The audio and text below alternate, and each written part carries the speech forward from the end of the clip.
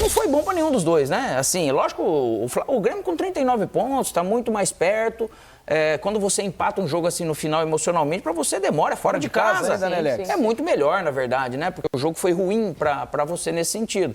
E aí depende da rodada. O que vai acontecer com esses times que vão jogar? De repente, todos podem se aproximar e deixar esse desconforto de estar ali abaixo dos 40 pontos um pouco maior. Então o Grêmio jogou contra o Fluminense hoje, né, lá no Maracanã. Esses dois times que eles estão na luta contra o rebaixamento, né, eles ainda não se livraram definitivamente. O Fluminense estava ganhando, né, pessoal, até o finalzinho do jogo ali, mas aconteceu um pênalti pro Grêmio, e o Grêmio acabou empatando no finalzinho. Então terminou tudo igual aí, e vamos vendo aqui a opinião dos jornalistas aí sobre essa partida. Boa noite pra vocês, o Troca Passes está chegando nesta sexta-feira, depois de um jogo muito quente no Maracanã, entre Fluminense e Grêmio, empate no finalzinho do Grêmio, 2-2, um empate que não resolve a vida de ninguém, mas os dois times nesse momento conseguem um ponto a mais, se afastam um pouco mais da zona do rebaixamento, mas vão ter que continuar ganhando pontos aí para definitivamente afastar qualquer possibilidade de cair para a segunda divisão do futebol brasileiro em 2025. Eu estou aqui com Jéssica Sescon, com o Alex, vamos falar também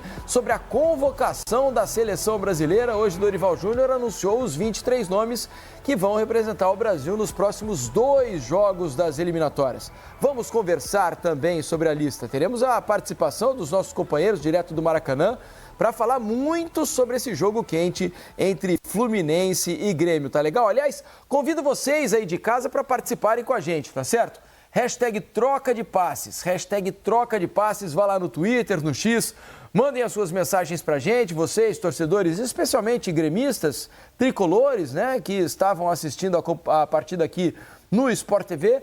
Mandem pra gente o que vocês acharam do desempenho dos seus times, né, sobre arbitragem, enfim, digam o que vocês quiserem. Vamos trazer detalhes nessa imagem do Mano Menezes discutindo aparentemente com Marcelo ali, né, à beira do campo, momentos antes de uma provável substituição. Tudo dava a crer que o Marcelo seria a substituição do momento, entraria em campo naquela hora.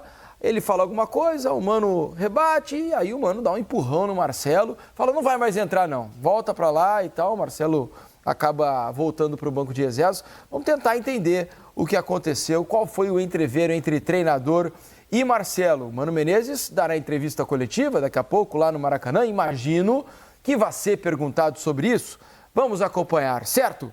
Jéssica Sescon, que jogo, hein, Jéssica? Um 2-2 agitado no Maracanã. O jogo começou meio morno no primeiro tempo ali, os primeiros minutos do jogo não acontecia muita coisa, mas depois o jogo engrenou e pegou fogo. Boa noite, Jéssica. Boa noite, Felipe, Alex e amigos. O jogo começou assim morno, mas depois, à medida que o jogo foi seguindo, foi ficando nervoso, porque as duas equipes estão pressionadas ali na zona de rebaixamento, né?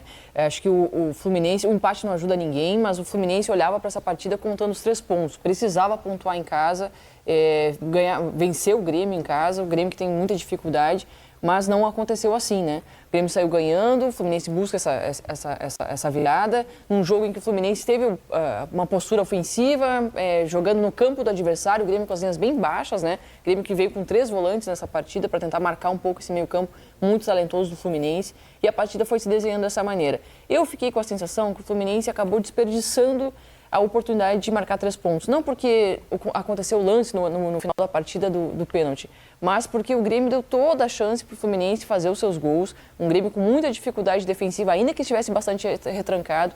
Se o Fluminense tivesse tido um pouquinho mais de tranquilidade, colocado a bola para rolar com seus jogadores de mais qualidade, que dão aquele passe diferenciado para quebrar ali a marcação do Grêmio, teria encontrado essa vitória com tranquilidade. Não encontrou, deixou escapar para o Grêmio pontuar fora de casa nesse cenário. Acho que o Grêmio vai um pouquinho mais feliz voltando para Porto Alegre. Não tenho dúvida. Eu vou pedir para que a gente coloque aqui a classificação no nosso super telão para vocês perceberem e entenderem o que mudou na classificação, né? O Fluminense com esse ponto ganha uma posição, né, que era do Criciúma, empata em pontos, mas vence nos critérios de desempate. Então o Fluminense assume a 12ª posição. O Grêmio continua na 11ª, né? Ali em cima, olha só. Os dois times separados por 2 pontos. O Grêmio abre 5 da zona do rebaixamento, né? Do Red Bull Bragantino, que é o primeiro time ali no Z4. O Fluminense tem 3 de vantagem, né? Então todo mundo vai jogar. Esse foi o jogo que abriu a 32ª rodada do Campeonato Brasileiro.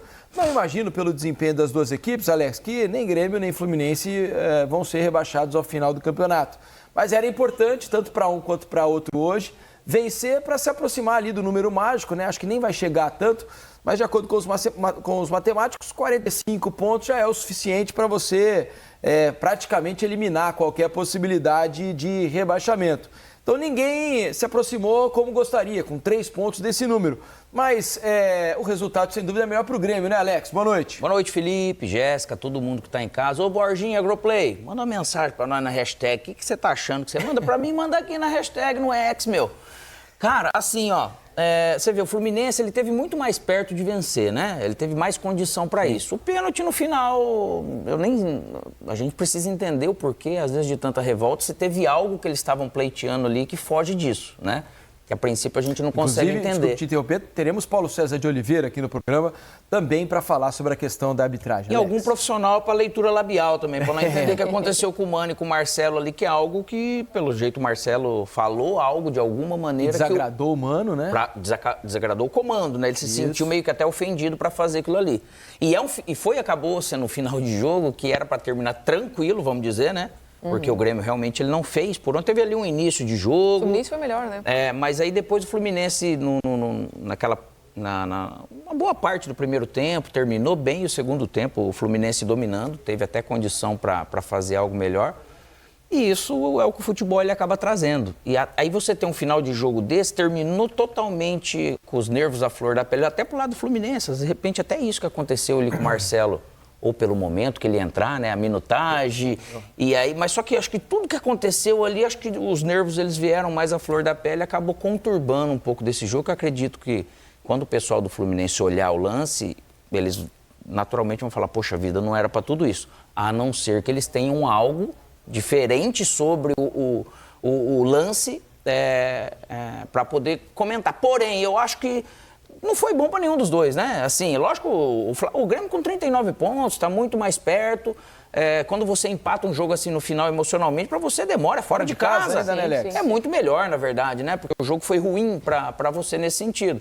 E aí depende da rodada. O que vai acontecer com esses times que vão jogar? De repente, todos podem se aproximar e deixar esse desconforto de estar ali abaixo dos 40 pontos um pouco maior. Sem dúvida. Deixa eu fazer o seguinte, então. Vamos ao Maracanã, vamos voltar ao Maraca, porque lá estão Paulo Andrade, Lédio Carmona e Grafite, que já estão aparecendo aqui no nosso telão. Será que não foi por causa do Lédio a confusão? É possível, porque o Lédio, como vocês sabem, ele é um intrépido, né? E aí a galera fica meio excitada no campo quando o Lédio Carmona está na cabine. Deixa eu conversar com vocês, porque eu fiquei com a impressão, sinceramente, eu não consegui fazer a leitura labial ali do que desagradou ao Mano e o que o Mano disse pro Marcelo então vai, no primeiro momento. Só na segunda parte eu consegui ver bem o que o Mano disse, falou, então você não vai mais entrar. A parte final então você não vai mais entrar. Naquele momento que ele empurra o Marcelo, então você não vai mais entrar, o Marcelo se surpreende e volta para o banco de reservas ali. Agora, houve um papo ali, o Marcelo aparentemente falou alguma coisa que o Mano não gostou, porque o Marcelo ia entrar. Né? Eu tenho a impressão, né, os nossos companheiros aqui, ex-atletas, podem até falar mais a respeito, de que talvez fosse pelo tempo de jogo. Um jogador com o currículo do Marcelo, com a experiência do Marcelo, aí a gente tá a imagem. Ó. Aí, ó, Marcelo, aparentemente, o Mano tá dando instrução e tal, o Marcelo falou alguma coisa, o Mano não gosta. Né? Ele teve alguma negativa ali. Se veio algo antes, parece que não, porque o Mano chegou e aí a parte que ele fala, não vai mais entrar, pode ir, não vai mais entrar. O princípio da conversa que a gente não conseguiu ainda ter com exatidão o que houve. Mas eu fiquei impressão, falei assim, né, aqui ninguém tá dizendo que ele falou isso, mas assim, agora eu vou entrar? uns 50 do segundo tempo, né? Eu fiquei com essa impressão. Mas queria ouvi-los aí das impressões de vocês do Maracanã, Paulo Andrade, Grafite e Lédio Carmona, o intrépido. Bem-vindo, meus amigos. Muito obrigado, Felipe. Então, começando por esse momento, Mano Menezes e Marcelo. O nosso repórter, o André Pessoa, conseguiu, digamos, uma versão oficial, né, por parte da assessoria do Fluminense. Então, não, era só ali um movimento para ganhar um pouco mais de tempo, para o John Kennedy se preparar. Só que pra gente que pôde acompanhar a imagem, né, para a imagem fechadinha ali do Sport TV, que foi mostrada e repetida, deu toda a impressão de que foi tudo menos isso, né? Tudo menos a versão oficial, né, Grafa? É verdade. Boa noite, Paulo, Lédio, Felipe, Jéssica e Alex, amigos do Troca. Realmente passou essa impressão, porque o Mano chega pacificamente ali com o Marcelo ali, colocando as mãos nas costas dele ali para pegar uma informação, passar alguma informação. Aí o Marcelo diz alguma coisa que acaba contrariando o Mano Menezes ali, ele pede para o Marcelo voltar para o banco, assim, até a reação, assim, a leitura corporal do Marcelo, a reação dele é um pouco de espanto, né, por tudo que está acontecendo, e isso aí acabou virando a manchete e o jogo ficando em segundo plano, né, Paulo, por conta disso. Vamos ouvir as versões que virão agora após o jogo para saber realmente o que aconteceu.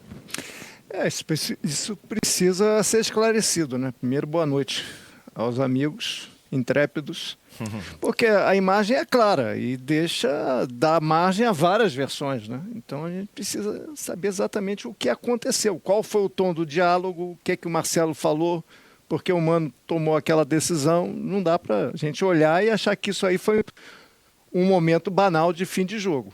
Algo aconteceu. E algo precisa ser apurado, esclarecido. Enfim, porque a imagem é muito clara. E se for essa versão, o Marcelo, ele é profissional, ele tem que entrar faltando 10 segundos. Se ele tiver que entrar, ele tem que entrar. Se for isso. Agora, o Mano também não precisava empurrar, né? Então tem várias questões aí a serem aparadas e esclarecidas. Enfim, para a gente parar de fazer ilações. Pois é. Quando você dá a versão correta do que aconteceu, as ilações acabam e fica tudo esclarecido. Agora do jogo Basta a gente fazer pode isso. falar, né? Oi? Do jogo a gente pode falar. O jogo foi mais claro, né? O jogo foi mais transparente. E ele estava muito picado, inclusive, né, quando aconteceu isso do Marcelo e o Fluminense fazendo uma série de modificações. E tanto é que o Reinaldo diz depois para a nossa repórter, a Camila, essa questão de reclamar de arbitragem, se o Grêmio não empata o jogo, o Grêmio ia se sentir no direito de reclamar, porque o Fluminense estava gastando muito tempo para fazer as alterações e tal, mas eu tô com o Alex nessa, começando pelo fim, né? Por toda essa reclamação do Fluminense, expulsão do Felipe Melo e tudo, parece até ter havido alguma coisa que a gente não pôde detectar além do pênalti marcado, porque a gente conversou aqui no ar e fora do ar, o pênalti pareceu claro cometido pelo Fábio. O pênalti é claro, tanto que o árbitro não só dá o pênalti, como dá o amarelo pro Fábio, né? Ele, na mesma hora, ele marca o pênalti e mostra o amarelo pro Fábio, até pela intensidade da falta da infração do Fábio. Enfim, esse é um modus operandi de reta final de campeonato. Muita reclamação, todo mundo pressionando, todo mundo tentando buscar o seu quinhão. Isso não é nenhuma novidade no futebol brasileiro, ainda mais em reta final de campeonato brasileiro. Vocês gostaram do jogo? Eu achei o jogo melhor do que eu imaginava. Acho que o Fluminense não fez um jogo tão convincente quanto nas últimas vitórias no Maracanã. Acho que jogou melhor contra o Cruzeiro, foi mais contundente contra o Atlético Paranaense, contra o São Paulo, evidentemente contra o Flamengo. Mas estava construindo a vitória. Até a Jéssica comentou, o Fluminense jogou um pouco mais. Até porque o Fluminense tem um time melhor que o do Grêmio, né? Tem mais recursos do que o Grêmio. Mas eu não acho também que o Grêmio jogou mal, não. Pela necessidade do Grêmio jogar fora de casa, ele tem muita dificuldade de jogar fora de casa, ele tinha um bom contra-ataque com o Aravena, com o Soteldo no primeiro tempo. Eu acho que o Renato errou no meio-campo, na escalação no meio-campo, ele não tinha articulação, então esses contra-ataques que seriam bons poderiam ter sido repetidos mais, e melhorou depois que entrou o Monsalve. Recuou bastante no primeiro tempo após o gol, né? O Grêmio marcou o gol, né? Com 25 minutos com o Bright White, numa jogada de contra-ataque, nós já especulávamos que o Grêmio jogaria dessa forma e depois recuou e deu mais espaço para o Fluminense. O Fluminense cresceu na reta final do primeiro tempo. Mas assim, nesse momento do campeonato, né, Led, é mais o resultado do que a performance, né? Acho que isso foi um fator que influenciou bastante no jogo, na maneira, no comportamento dos atletas. As trocas no segundo tempo não surtiram efeito, tanto para o Fluminense como para o Grêmio. O Cristaldo não entrou bem no jogo. O Natan, que participou do gol, que faz aquele, que dá aquela... O Monsalve entrou razoavelmente. O Monsalve entrou razoavelmente bem, mas assim, as trocas do Grêmio, assim, o Natan, ele participa do lance do gol, que ele faz a bola é cruzada ali, ele consegue fazer um passe ali que encontra o Arezo e acaba sofrendo um pênalti. O Nonato entrou no jogo, teve essa chance cara a cara quando estava 2-1 com o Fábio ali. Na hora que ele foi olhar para o posicionamento do Fábio, a bola tocou um pouco mais forte ali, o Marquezine conseguiu fechar o ângulo dele. E aí na reta final o Grêmio foi pro abafa, foi para frente, o Fluminense recuou e teve esse lance aí que, na minha opinião, acho que foi pênalti. A gente vê ali a alavanca do Fábio ali no corpo do Arezo. E aí o Reinaldo bateu muito bem, batido, o Reinaldo é exímio cobrador de pênalti. E aí ficou essa reclamação da arbitragem. Eu acho que a cobrança do Felipe Melo foi muito forte, por isso que eu tô nessa dúvida se houve alguma coisa a mais do que o pênalti, porque a cobrança do Felipe Melo foi muito forte com o árbitro. Né? Eu acho que junta também o lance contra o Vitória no último fim de semana. O jogo contra o Vitória também, né? O gol saiu nos acréscimos, o gol do Alejandro. O Fluminense já perdeu chance de vencer o jogo nos acréscimos em 5 partidas do campeonato. Ele tomou gol nos acréscimos. Enquanto o Vitória foi isso, perdeu no Barradão. E deixou 14 pontos pelo caminho, perdendo pontos dos 30 do segundo tempo para frente. Aí você vai somando uma coisa com a outra, sofre um pênalti nos acréscimos hoje, vai reclamar, vai pressionar, vai tentar, vai espernear, mas o pênalti foi claro, gente. O pênalti hoje foi claro e não há muita margem para discussão.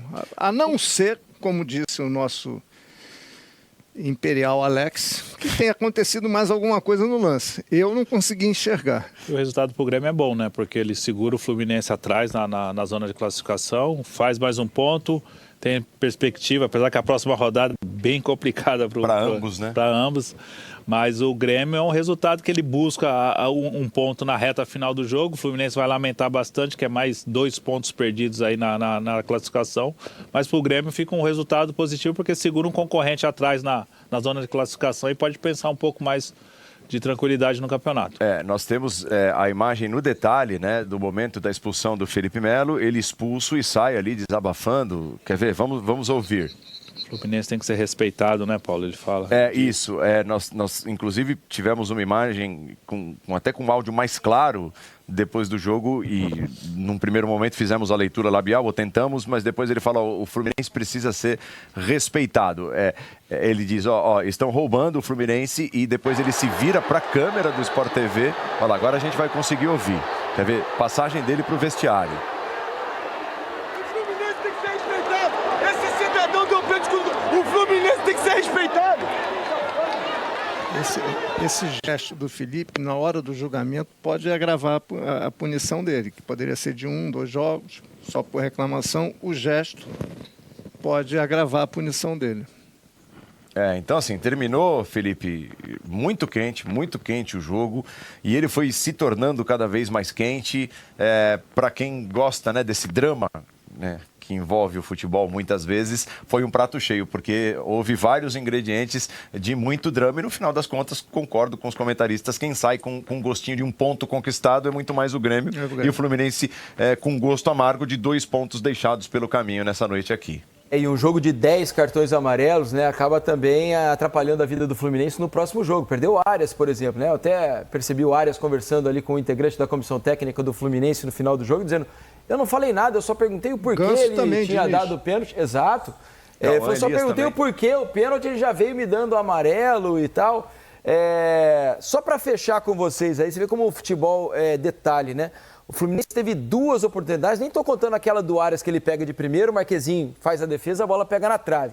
Mas 2 oportunidades na frente do Marquezine e não consegue fazer o gol. Uma com o Nonato, né, completamente sozinho, ele adianta um pouco a bola e aí acaba se atrapalhando para fazer o gol.